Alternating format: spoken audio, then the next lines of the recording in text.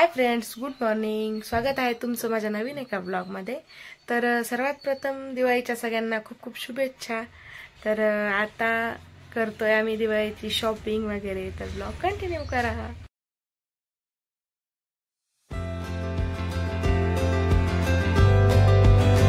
घरातून निघाल्यावर सगळ्यात पहिलं काम म्हणजे पाणीपुरी खाणे.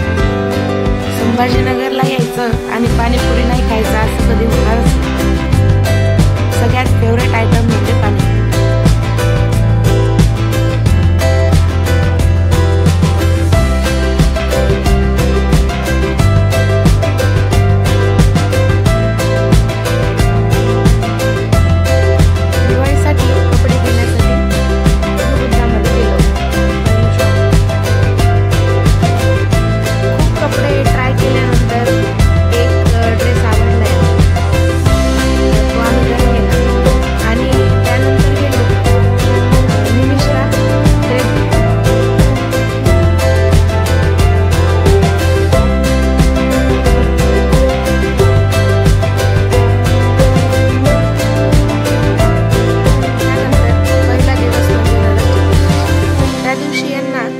आजीने औक्षण केले आणि गौतमी पण म्हणत होती औक्षण करायचं, तर तिला पण केलं.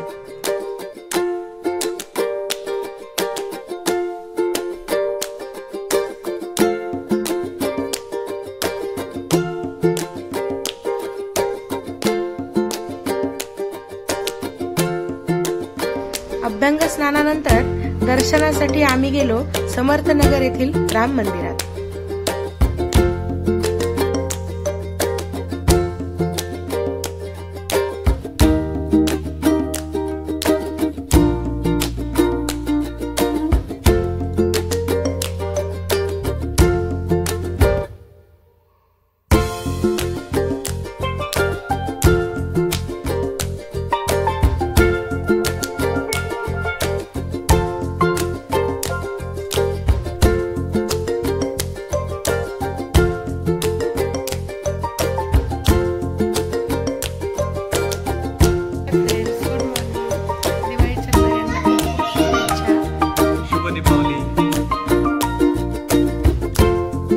त्यानंतर आम्ही गेलो कर्णपुरा येथील तुळजाभवानी मंदिरात आणि तसेच बालाजीचं दर्शन घेतलं. आणि त्यानंतर लगेच निमिषला फटाके पाहिजे होते, तर फटाके घेण्यासाठी खूप सारे स्टॉल लागलेले होते तिथे, तर घेतले आम्ही फटाके तिथून.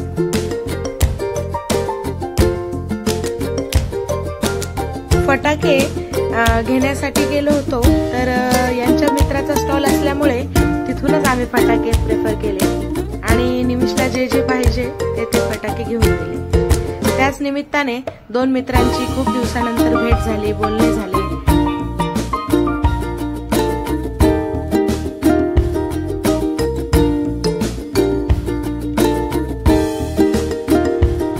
आता तयारी झाली लक्ष्मीपूजनाची.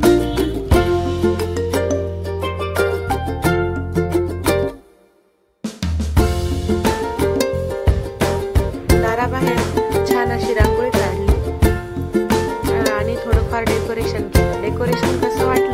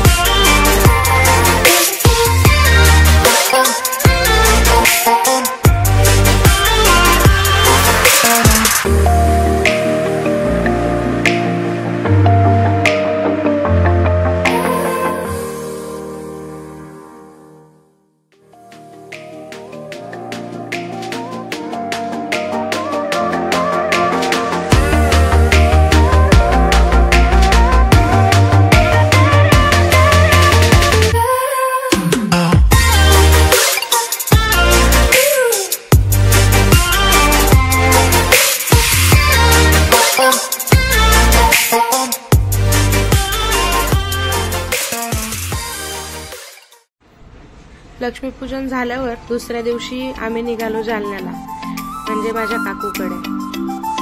तर तिथे हा आहे मोती तलाव. जालनेकरांना सगळ्यांना माहितीच असेल.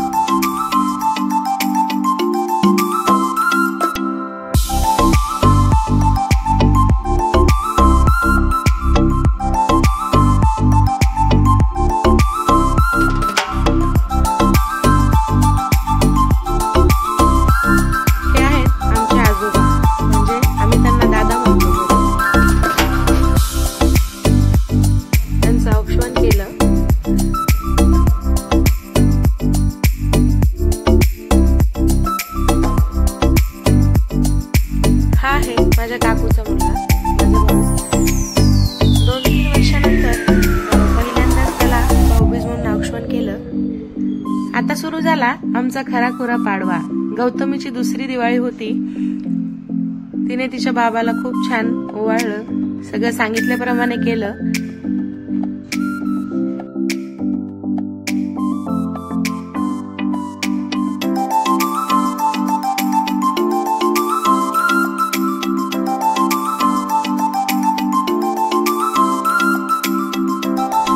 त्यानंतर आम्ही गेलो वरद गणेशला.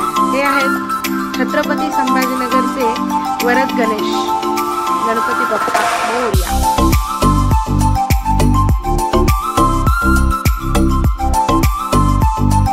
असा झाला आमचा पाडवा.